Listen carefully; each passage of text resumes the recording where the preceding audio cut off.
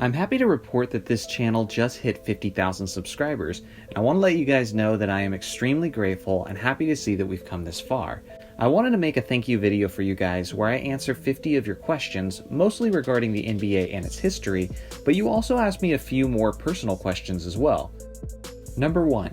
Who do you think is the greatest center of all time and why? For me, it's Wilt Chamberlain. I think people take for granted the things Wilt was able to accomplish. He's quite possibly the most athletically gifted basketball player who ever lived. The two major reasons why people don't give Wilt the top spot like I do is because they criticize the era he played in and because Wilt didn't win more championships. I think both of those criticisms have their flaws though. Most people agree that Wilt's teams were almost never as talented as Bill Russell's, and in an era where there's no free agency, that's pretty crippling for your championship hopes. The era criticism is weak too, because not only is the small white defenders thing a myth, but Wilt put up a 55 rebound game on Bill Russell. If he is so athletically gifted and can have performances where he puts up video game numbers on other greats, then I have zero doubt that he would be dominant in any era. Number 2. How much do you think Reggie Miller would average in today's NBA, and why do you think people hate on him and call him overrated? I think a lot of younger fans hate on Reggie because we're obsessed with stats, and the reality is, a guy who was primarily a three-point shooter in the 90s is not going to have the most impressive looking stats compared to modern players, and that's not fair to Reggie. As far as how he would do and how many he would average in today's game, well, some old school players wouldn't do as well in today's NBA, and there are some, like Reggie, who would do much better, and significantly better. Reggie was always zooming around the court, moving without the ball, working hard to get good looks from distance. Combine that with the way the game has opened up and how much offenses prioritize Reggie's skill set, and he would tear it up. Plus, he would have an even greater green light to shoot threes as often as he wanted. Reggie's career high for three-point attempts was in 1997 at 6.6 per game. James Harden is currently shooting twice as many threes a game. So assuming he's in an offensive system that fits his game, I could easily see a prime Reggie Miller averaging around 27 to 30 points per game while hovering around 50, 40, 90 averages. Number 3. What's your favorite era of the NBA? It's hard to say what my favorite era was because I've been following the game for so long and I have nostalgia attached to all of them. But if I had to choose one, I would probably say the 2000s just because of my bias towards the Lakers and based on how many unforgettable moments Kobe gave me in that 10-year stretch.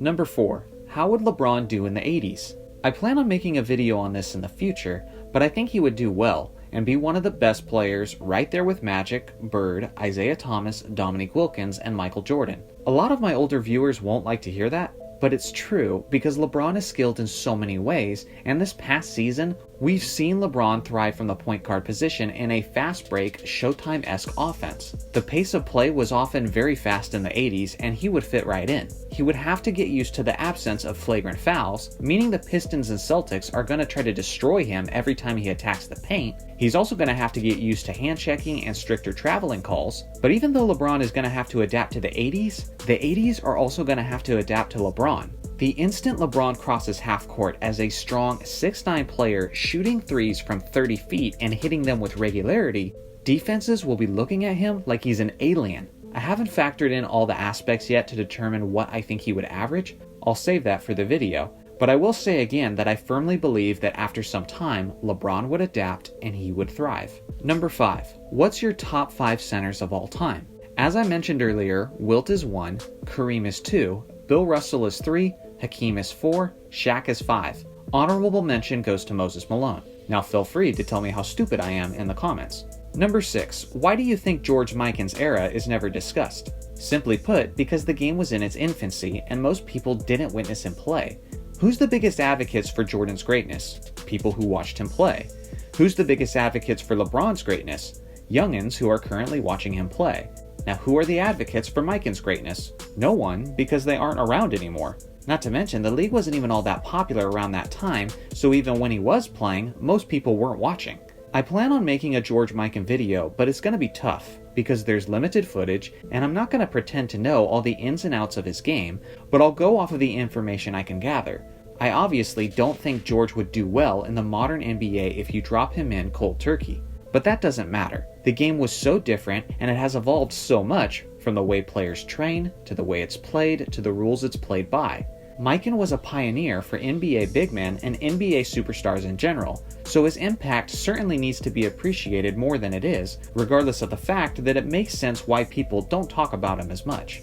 Number 7. What would have happened if Pippen was traded for McGrady during the 1997 NBA draft? Obviously, this is all highly speculative, but there's a small chance they may have still won the 1998 championship, but it's tough to say. McGrady was just a kid out of high school who played few minutes in his rookie season. Would Phil Jackson have given McGrady more minutes with the Bulls? Maybe. Would Jordan have gotten the best out of a young McGrady, or would he have cracked under the pressure? I can't say, because that's a question about the mentality of an 18 to 19-year-old kid. It makes sense why Jerry Krause wanted to make that trade, because bringing in a young McGrady gives him that foundational player to build his new team with, which he was so desperate to prove he could rebuild. The thing is, other than the result of the Bulls' 6th championship potentially changing, I don't see much changing for Chicago. Jordan still retires with Phil Jackson leaving at the end of the season, and considering the fact that no players around the league respected Chicago's management, I still see McGrady heading home to Orlando in free agency after a few losing seasons with the Bulls. What's rarely addressed is how interesting that makes the Toronto Raptors in the East. Pippen was still very impactful for a few years after he left the Bulls. Now you pair a battle-tested Pippen with a prime Vince Carter in a weak Eastern Conference? In that reality, Scottie and Carter could have had multiple meetings in the finals with the Shaq and Kobe Lakers. That honestly might even be the more interesting side of the story. Number 8. Who is the best team to never win an NBA title? If we're talking about just an individual season, then the answer is simple. It has to be the 2016 Warriors. 73-9 record, greatest in NBA history, didn't win a championship. The hype around this team throughout the season was insane. They were being compared to the 96 Bulls, and the argument was who would win in a 7-game series. When you really ponder the gravity of the fall and disappointment of blowing a 3-1 lead in the finals, it really is still shocking to me to this day. Now, if we're talking about one specific core group of players and not just a single season, then there's a couple teams that come to mind. First is the early 2000s Kings. They weren't necessarily the most talented team to never win a championship, but they functioned so well as a team. Chris Webber is starting to become underrated and lost among the great power forwards of the early 2000s. People forget how clutch Mike Bibby was in the most crucial moments, and Peja Stojakovic was an absolute sniper. They were also deep, scrappy, and were dominant on their home court. Not only were they extremely close to winning the championship, but considering the famous referee gambling situation, they probably should have won the championship. Another team that comes to mind is the mid-90s Orlando Magic. You had a young and dominant Shaquille O'Neal, you had Penny Hardaway, who even Michael Jordan said looked like he was going to be the next Michael Jordan, and then you had Horace Grant, who had championship experience and provided a spark on both ends of the court. This was a legitimate Big Three who had won a ton of games and was the only team to eliminate the Jordan-led Chicago Bulls after they started winning championships. Unfortunately, everything just fell apart so quickly for this team, and although they came close to winning a championship, they never quite reached their full potential. They dealt with multiple injuries when they faced the Bulls in the 96 playoffs. Shaq would suddenly depart for Los Angeles that offseason, and Penny's career was derailed due to several ankle injuries. I might have to think about it more on who my official choices are, but these two are very strong candidates that immediately come to mind. Number 9. What are your thoughts on true point guards? I think the way people often define the term true point guard is a player who plays the point guard position who predominantly looks to facilitate rather than score, and the offense is ran through him. Guys who look to facilitate and who I would call true point guards would be guys like Jason Kidd, Steve Nash, Rajon Rondo, John Stockton, and Chris Paul. Again, I'm not saying these guys are not capable scorers, I'm just saying that it's clear that their preference is to be a distributor, and that makes them a true point guard. Now, as far as my opinion on them, if a true point guard is the best available player for my team at that position, then I'll absolutely take him. But do I believe that being a true point guard is the ultimate ideal way to play the position? Absolutely not. Think of some of the greatest true point guards in NBA history and how many of them didn't win championships. Think of some of the greatest dynasties the NBA has seen, and how many of them had a true point guard as one of their top 2 players? Not many. Now, on the other hand, how many great point guards have won championships as a dual threat? A guy who looks to score and facilitate. All of a sudden, the pool becomes much larger. I also don't always prefer it when a single player spends so much time handling the ball and dominating each possession. Historically, the greatest teams facilitate as a team. Again, look at the dynasties. The recent Warriors were always moving the ball, the Spurs were known for their stellar team passing, the Shaq and Kobe Lakers had no true point guard, and the Chicago Bulls had the triangle offense. I could keep going, but you get the point. If I created the ideal point guard for my team, he would be a dual threat, and wouldn't have a clear preference between scoring and facilitating. I would also want him to know how to play off ball, and he certainly needs to know how to shoot from 3-point range. Again, I'm not saying true point guards aren't often fantastic players. I'm just saying it isn't always the most ideal way to play the position like some people preach it is. Number 10. How good would Bill Russell be in the modern NBA? Simply put, very good. Bill was an all-time great from an athleticism perspective. I talked about this more in detail in my Bill Russell GOAT video, but his leaping ability was borderline Olympian status. He had the size, quickness, and hops to be able to handle today's league. It's pretty remarkable that Russell and Chamberlain were both in the NBA in the 60s, and both were freakishly athletically gifted, but we have the evidence to prove that they were just that. The area that Russell would struggle would be offensively. He shot only 44% over the course of his career, which is significantly lower than most 6'10 centers. It wasn't considered that inefficient at the time, but today, that would be considered extremely poor. The thing is, I don't think Russell would honestly care that much. Scoring was never his focus, and he always prioritized more of a team game. I could see him being a blend of Dennis Rodman, Ben Wallace, and Andre Drummond. I'm not saying they're his equal in terms of talent and impact, but more about his playing style and the ways he would influence the game. Number 11. Would Wilt Chamberlain dominate today's NBA? Yes, without a doubt. As I mentioned earlier, Wilt's more athletic than any center in today's NBA. That doesn't mean he came from a more athletically gifted era, it just means he's an anomaly. He would bully the scrawny centers in today's game. But Wilt was also more skilled offensively and had more weapons than many people often give him credit for. He had a fantastic finger roll, a reliable mid-range fadeaway, and could definitely have pushed 3-point range if that's something he focused on. From everything I've heard from the few people I know who actually watched him play, Wilt was not just simply dunking on shorter people like a lot of us younger fans envision. So he had the skills and the power to be the best center in the game. But would he average 50? No, I'm almost certain he wouldn't. When Wilt averaged 50 in 1962, that was the highest scoring season in NBA history, as teams were averaging 118 points per game.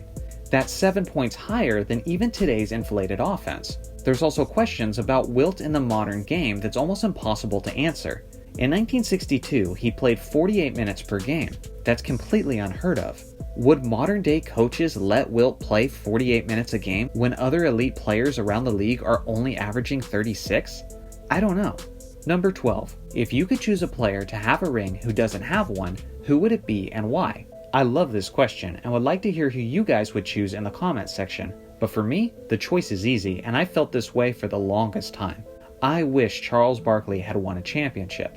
First of all, not only do I think that Charles has grown into being quite an intelligent and lovable person, but the guy was so good and so dominant, but he's been lumped into this group of players that's seen as not good enough. And that's just not fair to his greatness. It's not that Chuck never had good teammates in his prime, because he did, like Maurice Cheeks and an older Dr. J in Philadelphia, but that's still not the superstar help that some of his peers have had. I would have loved to have seen how a prime Barkley and Pippen would have done together, or even a young Kobe Bryant or Dwayne Wade like Shaq benefited from, or even give Chuck John Stockton like KARL Malone had. Eventually he teamed up with Hakeem Olajuwon in Houston, but at that point it was too late and he wasn't in his prime anymore. Honorable mention to two guys who got robbed of a ring in their career, Chris Webber and Chris Paul. Number 13. If you had one player to build around, no matter the era, coach, rules, etc., who would it be and why? Not a surprising answer, but it's the right one in my mind. Michael Jordan. Great on both ends of the court, big enough and athletic enough for any era, fundamentally sound enough for any era, and if I'm a GM, I want an alpha to lead my team who's as determined to win as I am, and MJ is as determined as anyone. Number 14. What are your thoughts on the Raptors' potential? They have a small window to make some noise in the playoffs, and I love the way they've fought to defend their title so far after losing Kawhi. They certainly seem like they've played this past season with a chip on their shoulder. Pascal Siakam made a huge leap in his game, and I just see him getting better. With that being said, their window is closing. Kyle Lowry just turned 34 years old. Fred VanVleet has free agency approaching, and Marc Gasol is also reaching a time in his career where he's only slightly contributing. They have good management, they have great coaching, and they have their player of the future, so the foundation is there. But the next couple of years could be rough as they try to figure out how to retool after losing their aging veterans. Number 15. Would you rather have Shaq never left the Lakers? This is a great question and a tough one for me as a Lakers fan, but looking back, I don't think I would prefer to have kept Shaq. Shaq was slowly starting to decline at that point, so he would have had a few more years contending with Kobe, but it's not as many as some people think, maybe 2 or 3 seasons? Then you have to consider how that affects Kobe's legacy. A large part of the basketball community's respect for Kobe came from the fact that he proved himself away from Shaq by winning championships as the clear head dog. Plus, how many memorable individual performances do we lose out on? I remember telling my dad in 2003 that Kobe was going to break scoring records whenever he was free from Shaq, since Shaq wouldn't be demanding the ball offensively. I had seen Kobe score 56 3/4 when Shaq was out suspended. I had seen Kobe take over games when Shaq fouled out. And then when Shaq finally left, what did we get? 81-point game, 55.5, 62 3/4, and 50 points in 4 straight games. I don't think keeping an aging Shaq would have been worth eliminating those performances from Kobe's history. Number 16. Would Wilt have dominated the 90s and would he have won more? Yes, but probably wouldn't score as much as some people think. In the late 90s especially, the pace of play really slowed down and it produced overall some of the lowest scoring seasons in NBA history. I think he would have been the best big in the league right there with Hakeem Olajuwon, but man, it would have been fascinating to watch him go to battle each night with guys like Hakeem, David Robinson, Shaq, Patrick Ewing, Alonzo Mourning, and Dikembe Mutombo. Now the question of would he have won more, well, that just totally depends. He won 2 championships in his career, and if he played in the 90s, yes, he would have been matched against Jordan's Bulls and Hakeem's Rockets, but the question and the determining factor is, what team are we putting him on? Is he teaming up with Charles Barkley on the Phoenix Suns? With Peyton and Kemp on the Sonics? With Reggie Miller on the Pacers? Or are we just sticking him on a bad 90s team like the Clippers? So I could see him winning more or less championships, all depending on where he played basketball. Number 17. Who is your current favorite player in the NBA? I made a video talking about how much I love Kawhi's game and personality, but I'm not gonna lie, the load management thing has turned me off of Kawhi a bit, especially this past season with the Clippers. I think my favorite player right now is Damian Lillard. What I like about him is that he's an assassin, he's clutch, I love the Dame time thing, I love his loyalty to his team, even if it costs a championship, and I like that he's a competitor who can taunt and trash talk, although he always seems cool and collected even in the most pressure-filled moments. When he torched us earlier in the season with that near 48-point triple-double in Staples Center the first game after Kobe's passing, it made me like Lillard even more, and I'm positive Kobe would have felt the same way. Number 18. What is your all-time starting 5? It somewhat depends on the context, but if we're talking about a pickup game going by 1s and 2s to 21 and a foul means check ball, then I'm taking Magic at the point, Jordan and Bird on the wings, position adjustment for Hakeem to play power forward, and Shaq at center. Come at me. Number 19. Do you think someone will ever surpass Jordan as the GOAT? Absolutely, at least in the eyes of public opinion. Nostalgia is a powerful influence, and so is recency bias, and at some point, Jordan will have neither of those working in his favor anymore. Eventually, our generation will pass on, and the people who witnessed Jordan play will become extinct. It may or may not take that long, but at that point, MJ and his era will certainly be seen as ancient history, and it's highly unlikely that people view him as the greatest at that point, regardless of whether or not someone has come along who's truly a better player. Number 20. If the season resumes, which teams make it to the finals and who wins?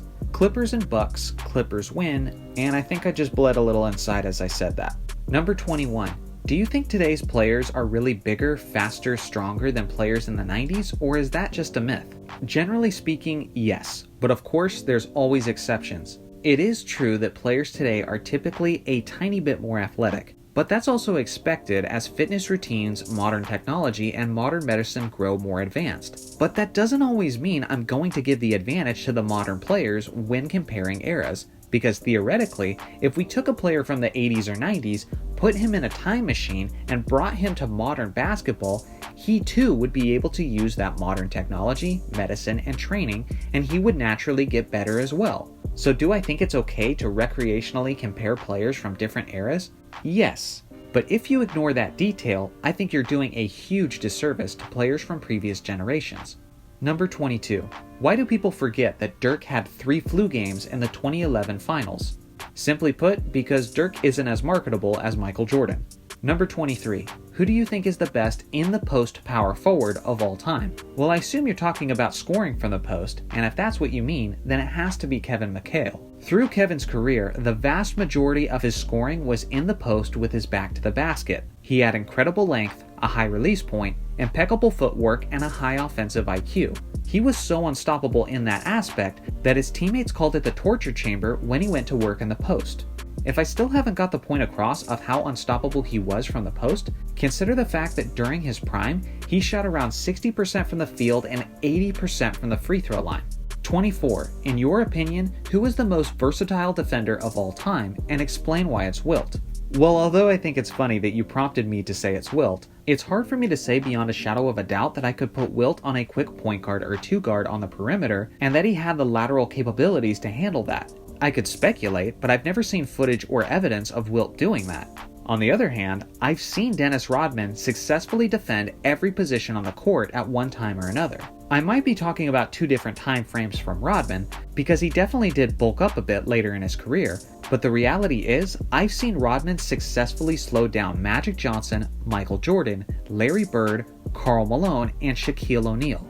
As far as defensive versatility goes, that's about as good as it gets. Number 25. How many points could Michael Jordan have scored in total if he only retired once?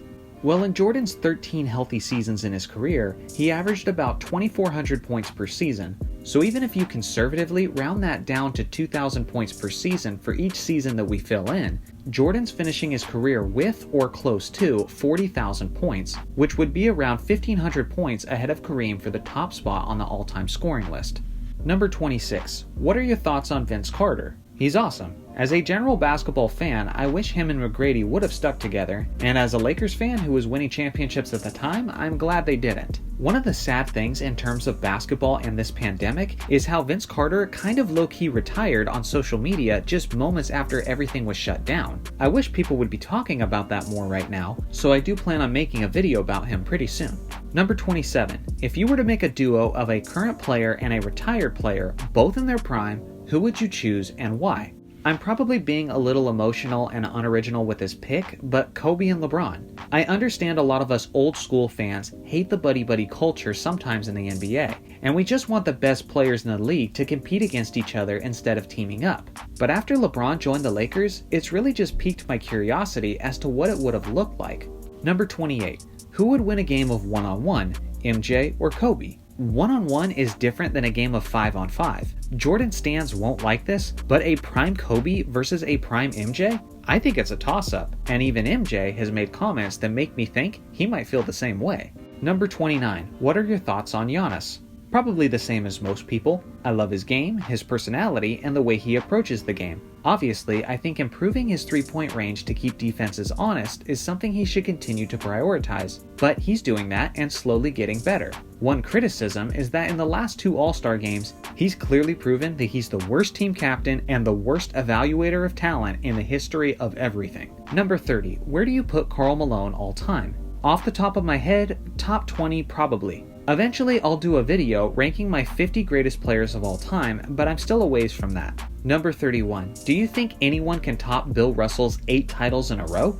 No, absolutely not. Not unless something drastically changes in the future of the NBA structure. In the 60s, when Bill Russell's Celtics won 8 championships in a row, there were only around 10 teams in the league. Even more significant than that was the fact that free agency didn't even exist yet. Essentially, that means that the super talented Celtics were in no risk of losing their great players unless they traded them away. And when you're winning all the time, why would you trade anyone? The NBA is completely different now. Players are moving all the time. A player's contract is now a maximum of 5 years in length, and there's typically a couple player options or team options in there as well. Look at the recent Golden State Warriors. A lot of fans act like their reign was the long, dark ages of the NBA, but the truth is, as dominant and as young as they were, they won just 3 championships in 4 years. They didn't even make it halfway. More than 8 straight? No way.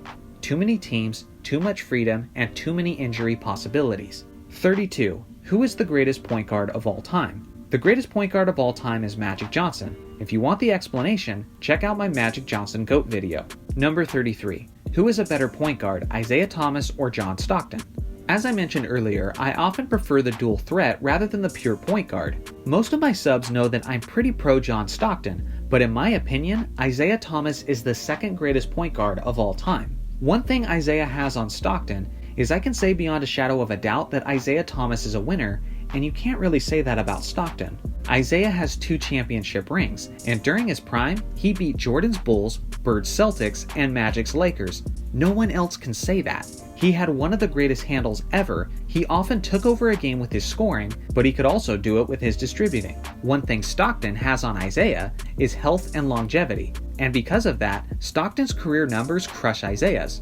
So if you're asking me who has the better resume, I can certainly argue in Stockton's favor, but if you're asking me who is the better player when they were at their best, then I'm taking Isaiah Thomas, and most people who were alive at the time felt that way as well. Number 34. Do you think the Bulls win 8 straight championships if Jordan doesn't retire? Nope, I don't. I believe Jordan's the GOAT and the Bulls were amazing, but there's a lot of factors in that what if that people often ignore, and if you're interested, I made a video explaining in depth why I don't think it would have happened. Number 35. How does LeBron get better every season? Well, he was blessed with God-given abilities, the guy knows how to take care of his body, and he's one of the smartest, high IQ players to ever play. That's how. Number 36. Which old school players were ahead of their time, and what current players are stuck in the past? Players who would have been better in previous generations would be guys like Ben Simmons and DeMar DeRozan, for obvious reasons. They're skilled in many ways, but they can't stretch the floor as a threat from 3-point range, which is pretty necessary in today's game, and less so back then. Guys who were ahead of their time were stars like Pete Maravich, Jerry West, and Isaiah Thomas. Pete and Isaiah had filthy handles and had incredible passing and court vision. If you gave them a couple more steps and less travel calls, they would take advantage for sure. Pistol Pete and Jerry West would also love the inflation of 3-point shots. Number 37. What is the ceiling for Lonzo, Ingram, and Zion? That's tough to say, but really good. On offense, Lonzo and Zion give me vibes of the Peyton and Kemp Sonics. Not saying they're as good, but their transition and lob passes are certainly reminiscent. Ingram is beginning to become a star as well, and the focal point of their offense. The biggest question about them is will they stay together long enough to see that ceiling? There's been plenty of instances in NBA history where there has been a young core of talent that everyone hyped up, but the players separated before that potential could be reached. I'm hoping that doesn't happen to this New Orleans team, but in this current climate of the NBA where everyone is moving, it happens more often than not. Number 38. What is your favorite team? Lakers all the way. When I was born, we had a dog named Magic, and I've bled purple and gold ever since. Number 39. Who is the best player to ever come from Yugoslavia? I love how specific this question is, and must have been asked from somebody from there. I think it has to be Dražan Petrovic. He's another player that definitely needs his own video, but I'll give you a nutshell version here. As a 6'5" shooting guard, he had a fantastic Olympic career and a short NBA career from 1989 to 1993. He played a bit with the Blazers before joining the New Jersey Nets, and that's when he began to hit his stride. He was just reaching his prime as a 28-year-old in the 92-93 season. That final season, he averaged 22.3 points per game, he shot 52% from the field, 45% from 3-point range, which is ridiculously good even by today's standards, let alone the 90s, and he shot 87% from the free throw line. A handful of years ago, Reggie Miller said that Dražan Petrovic was the greatest shooter he had ever seen. Sadly, in the offseason of 1993, Dražan passed away in a car accident at the age of 28. Number 40. If Jordan and Pippen played in the modern NBA, how many would they average, and would LeBron still have made 8 straight finals? Depending on the version of Jordan and Pippen, MJ averages anywhere from 35 to 43 points, and Pippen averages 22 to 26 points. And no, of course LeBron wouldn't still make 8 straight finals, unless for some reason you put Jordan and Pippen in the Western Conference. Number 41. Do I think modern players could play under the Jordan rules era? Hand checking, no flagrant fouls, no defensive 3 seconds, etc. Definitely. I mean, what are modern players going to do when they get hit hard in the paint? Retire? Of course not. They'll acclimate and they'll find ways to succeed. All the best athletes do. Some players it will even benefit. Can you imagine Kawhi's defense with hand checking and allowing him to put his giant mitts on players? Back to players adjusting as a whole though, I think one of the most difficult adjustments would be the stricter traveling calls. Back then, the refs are not going to let you Eurostep as much, they're not going to let you shuffle your feet with all these giant step backs and double step back jumpers, they won't let you get away with changing your pivot foot, and a lot of what we call gather steps today would be called a third step travel back then.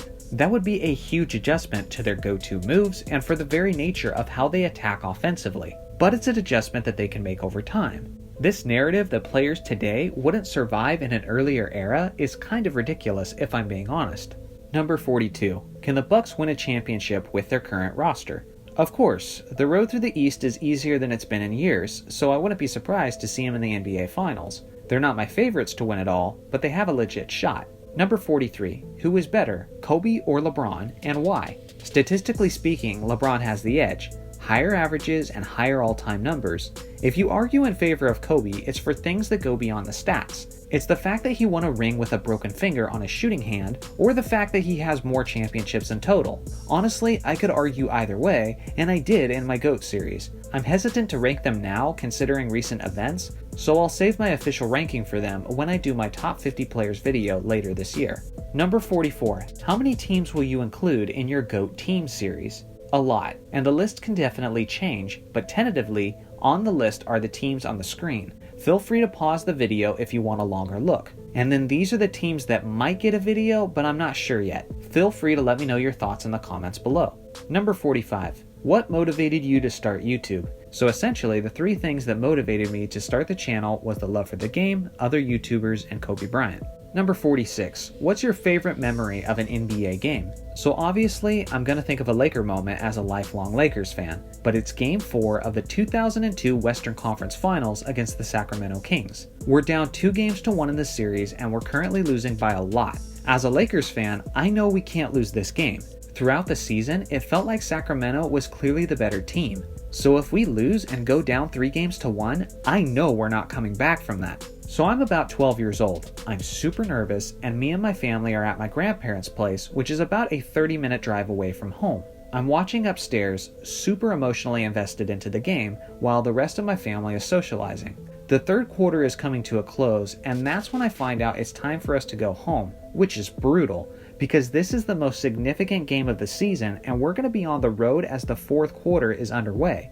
I don't even know if we're going to be home in time to see the end of this game. Smartphones were not around yet, so for the drive home, the car radio is all I've got. The problem with that is, on the drive from my grandparents' place to our home, you have to go through winding mountain roads, so radio connection is terrible. The signal keeps cutting in and out, and it's extremely difficult to understand what's going on in the game, so now I'm listening even more intently and I'm even more nervous. We're getting close to home now, and although it's nearly impossible to make out what the play-by-play announcer is saying, I can hear the crowd growing louder and louder with every basket, and I can tell the Staples Center audience is extremely invested. And I know then that would only be the case if the game was extremely close. Finally, the radio clears up, but it's a timeout and the commercial break is going, so I still can't tell what the score is. We reach home right as the commercial break is ending. We park the car and me and my dad literally sprint into the house and turn the TV on.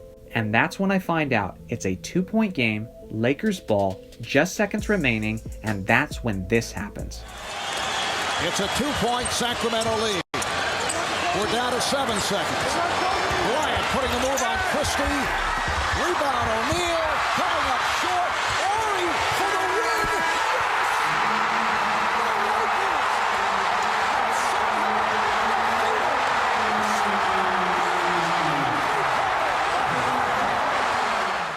Me and my dad were screaming. We were so overjoyed at this unexpected victory. I'm just a little kid, and my dad high-fives my hand so hard that it's red, and I loved it. I can't think of a time where a basketball crowd was as loud as that Staples Center crowd was in that moment. Definitely my favorite of many good memories. 47. Do you enjoy something else outside of basketball? Definitely, lots of things. I've been a gamer most of my life, super huge Nintendo fan. I've owned every console they've ever put out with the exception of the Wii U. I'm a beast at Star Fox 64, my island is dope on Animal Crossing, and I could kick your butt on Smash Brothers. I definitely want to start a gaming channel at some point. The only reason I haven't done that yet is because the area I currently live at doesn't have very fast internet, which is really crucial if I want to start streaming live. Outside of gaming, I love playing tennis. The competitive one-on-one aspect has always intrigued me, and my favorite TV shows are Breaking Bad and The Office, and I'm always rewatching those. 48, what's your favorite movie? The Lord of the Rings movies are easily my favorite movies of all time. The Prestige is an absolute masterpiece that you should check out if you haven't seen it, and The Last Samurai is one of my favorites as well. Number 49, what's your goal for the near future of YouTube and life? For YouTube, first and foremost, my goal is to stay true to myself and respect the game and respect its history.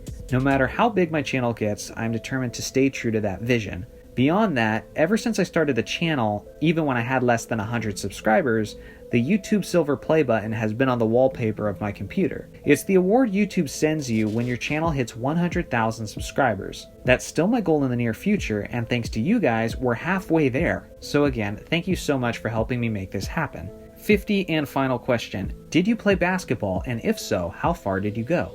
Not far. I'm 6'3" and I can play, but I played into high school and it's just been rec leagues ever since. One of my biggest regrets in life is not pursuing the game with my whole heart earlier on. At the time, self-doubt had a lot to do with that, but now I just see things differently. I don't think going for it and failing is what you should be afraid of because there's honor in that. I think never trying is the true failure. So if any of you younger viewers love the game and want to pursue it, then I encourage you to do it bravely and with your whole heart. I don't think you'll regret it, but I do think you'll regret not trying. Thanks for watching as always. Make sure to like and subscribe for more NBA content, and I'll see you guys in the next video.